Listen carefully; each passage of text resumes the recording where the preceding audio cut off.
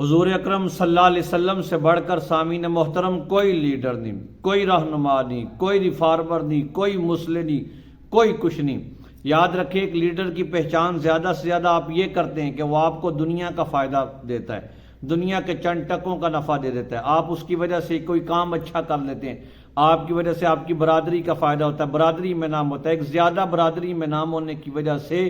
آپ ایک لیڈر چنتے ہیں، آپ ایک رہنما چن لیتے ہیں، اور آپ اس کے لیے کتنی محنت کرتے ہیں، اس کے احکامات کو مانتے ہیں۔ لیکن حضور کریم صلی اللہ علیہ وسلم کو اگر آپ اس اعتبار سے لیڈر اور رہنما اگر آپ دیکھیں گے تو حضور ان سارے لیڈروں سے بڑے لیڈر ہیں، اس لیے کہ آپ کو یہ لیڈر صرف دنیا کا نفع دیتے ہیں، حضور کریم صلی اللہ علیہ وسلم نے آپ کی آخرت کی فکر فرمائی ہے۔ حضور کریم صلی اللہ علیہ وسلم نے آپ کو اس جہاں میں تو سرخ فرمایا ہی ہے، معیشت بھی اچھی فرمائی، رہنمائی بتائی، آپ کے جان اور مال کی حفاظت، حسن معاشرت، سب کچھ بتایا، حقوق بتائے، حقوق کا تحفظ بتایا، بہترین مثال آپ صلی اللہ علیہ وسلم نے قائم فرمائی، وہ تو تھے ہی، لیکن آپ ایسے لیڈر ہیں کہ آپ نے اخروی، جو اس کے بعد ایک انسان کی ابدی زندگی شروع ہو رہی ہے، حضور کریم صلی اللہ علیہ وسلم نے آپ کو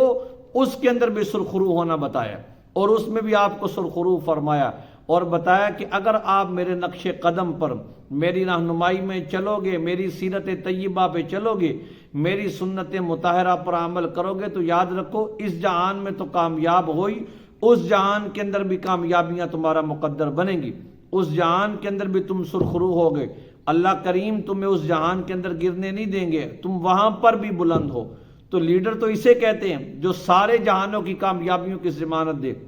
جو ہر چیز میں آپ کو کامیاب کرنے کا ایک عہد کرے، اور حضور کریم صلی اللہ علیہ وسلم کر چکے ہیں۔ اور پھر آپ دیکھیں، ایک اور بات سمجھیں، آپ لیڈر چنتے ہیں بس اوقات، اور وہ لیڈر ایسا ہوتا ہے جب قربانی دینے کا وقت آتا ہے، جب کوئی مشکل حالات آتے ہیں، جب کوئی تکلیف آتی ہے، جب کوئی پریشانی آتی ہے، تو وہ لیڈر آج کل کے اپنے آپ کو پیچھے رکھتے ہیں۔ آپ کی آنکھیں کیوں نہیں کھلتی؟ وہ پیچھے رکھتے ہیں، وہ اپنے خاندان کی، اپنی اولاد کی، اپنی قربانی دینے سے گریز کرتے ہیں۔ سب سے پہلے عوام نے پیچھے اپنی لائی رکھ دینا، ٹھیک ہے؟ اس لیے تو پھر عوام بھی کہتی ہے قائد قدم بڑھاؤ، ہم تمہارے ساتھ ہیں، پھر قائد قدم بڑھاتا ہے، عوام بھی پیچھے سے غائب ہو جاتی ہے۔ عوام لیڈر کو دھوکہ دیتا ہے، اور لیڈر عوام کو دھوکہ دیتی ہے، اس لیے کہ جب قربانی کا وقت آتا ہے تو لیڈر اپنی قربانی نہیں دیتا، اپنی اولاد کی قربانی نہیں دیتا، اپنے مال کو وہ داؤ پر نہیں لگاتا، لیکن قربان جائیے جناب نبی کریم صلی اللہ علیہ وسلم پر۔ آپ لیڈر ہیں، سب سے پہلے آپ نے اپنی جان کی قربانی دی ہے، اپنے آپ کو پیش کیا۔ وہ آپ نے سنا ہوگا غزوہ احزاب کے موقع پر صحابہ کرام رضوان اللہ تعالی علیہم اجمعین فرمانے لگے، فرمایا یا رسول اللہ صلی اللہ علیہ وسلم بھوک ہے، اور یہ دیکھیں ہم نے پیڑ پہ پتھر باندھے ہوئے، سب نے پیڑ پہ ایک پتھر باندھا تھا۔ حضور کریم صلی اللہ علیہ وسلم نے فرمایا میرا کون سا پیٹ بھرا ہوا ہے؟ یہ ہوتے ہیں لیڈر، یہ ہوتی ہیں کامیابیاں۔ اسی وجہ سے یہ لیڈر ہیں جو لوگوں کے دلوں میں آپ گھر کر کے گئے ہیں۔ آپ خالی ظاہر پر حکمرانی نہیں کر کے گئے، بلکہ آپ نے لوگوں کے دلوں کو فتح کیا۔ آپ نے فرمایا کہ میرے دیکھو، آپ نے پیٹ سے پتھر اٹھایا، پیٹ سے کپڑا اٹھایا تو آپ کے پیٹ پر 2 پتھر تھے۔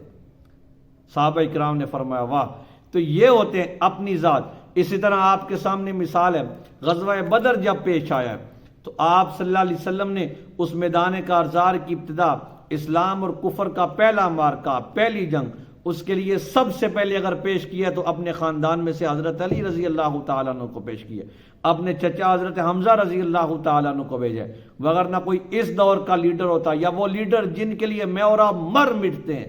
اور دنیا بھی تباہ و برباد کریں، آخرت بھی تباہ و برباد کریں، اللہ یہ کہ کوئی اچھے لیڈر ہوں، کوئی علماء ہوں، کوئی صلحاء ہوں، کوئی نیک لوگ ہوں، وہ تو ٹھیک ہے کیونکہ وہ ہمیں سنتوں کی طرف ہی رہنمائی کریں گے۔ یہ دنیا کے جن لیڈروں کے پیچھے میں اور آپ پڑے ہوئے ہیں، وہ اپنی قربانی، اپنی اولاد کی قربانی نہیں دیتے، جبکہ ادھر رسول کریم صلی اللہ علیہ وسلم نے سب سے پہلے حضرت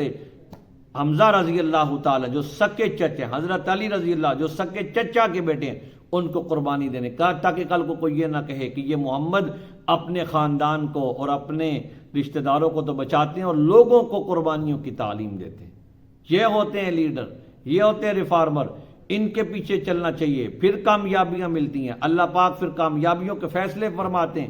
اس لیے ربیع الاول میں نیت کیجئے کہ لیڈر مانیں گے، اگر کسی رہنما مانیں گے اور ہر موقع پر کے لیے اپنے آپ کے لیے کسی کو آئیڈیل مانیں گے، آئیڈیلزم اگر ہمارے لیے کوئی شخصیت ہوگی تو وہ صرف اور صرف جناب نبی کریم صلی اللہ علیہ وسلم کی شخصیت ہوگی، کیونکہ جنہوں نے قربانی کے لیے اپنے آپ کو سب سے پہلے پیش کیا، اور وہ لیڈر ہیں تو دنیا کے بھی لیڈر ہیں، آخرت کے لیے بھی لیڈر ہیں، قبر میں بھی کام آئیں گے، حشر میں بھی کام آئیں گے اور دنیا میں بھی کام آئیں گے۔